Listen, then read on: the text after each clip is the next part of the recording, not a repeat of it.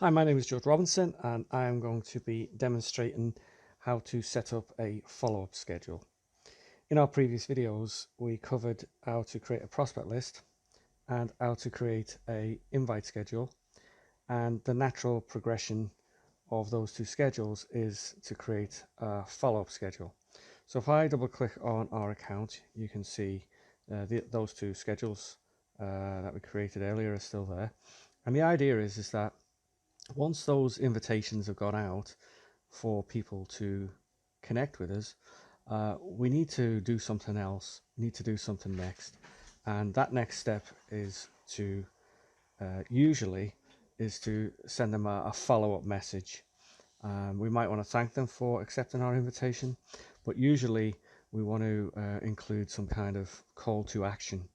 And that will involve us having to think quite creatively about what it is we want to do to engage our potential prospect in a way that it will induce them to respond favorably.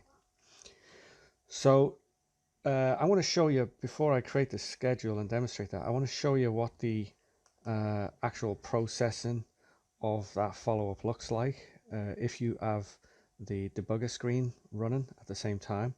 You will see something like this.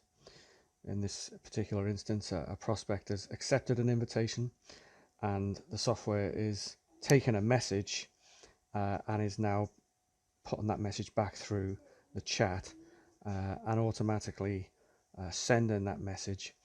And ideally what we want is the message to be powerful enough that they will respond to that, and that's where we can then take the next opportunity offline, usually get them on a call, and ideally move them through the next stage of that sales pipeline.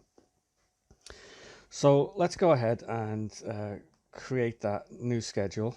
We do that as always by clicking new schedule, and in this case we're selecting follow-up second and third.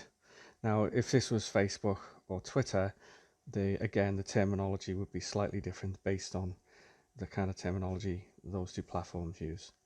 I want to click on that, and as you can see, it's contains the same types of fields as the invite schedule did, so that we can control the time and frequency and the amount of follow-ups we want to go out in a given day. But the most important part of this is the actual text editor, where you can include your new message. Now you may have already prepared a message. If you're a recruiter, you will want to take a copy of that offering, of that job advertisement. What's important to note is that these placeholders up here allow you to include the details or information that had come from those prospect lists that we created earlier. So for example, I've put in hi first name, and that will obviously extract the first name and include that as part of the original message, that unique message when it goes out. And this is where we would include the body of our main message. Now obviously we're going to put a bit more than that in there, but just for the sake of the demonstration, that's all I'm going to include.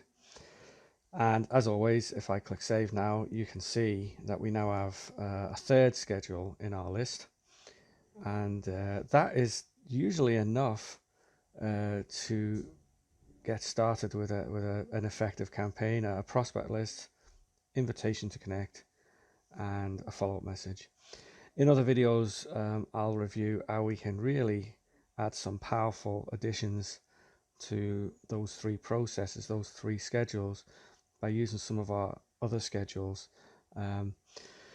The success or failure of these types of campaigns largely, though, depend on how you creatively message those individuals. So even though we've created quite quickly three schedules, to get the kind of results we're going to want, we're going to have to think quite carefully about how we can actually solve the problems that our prospects are having.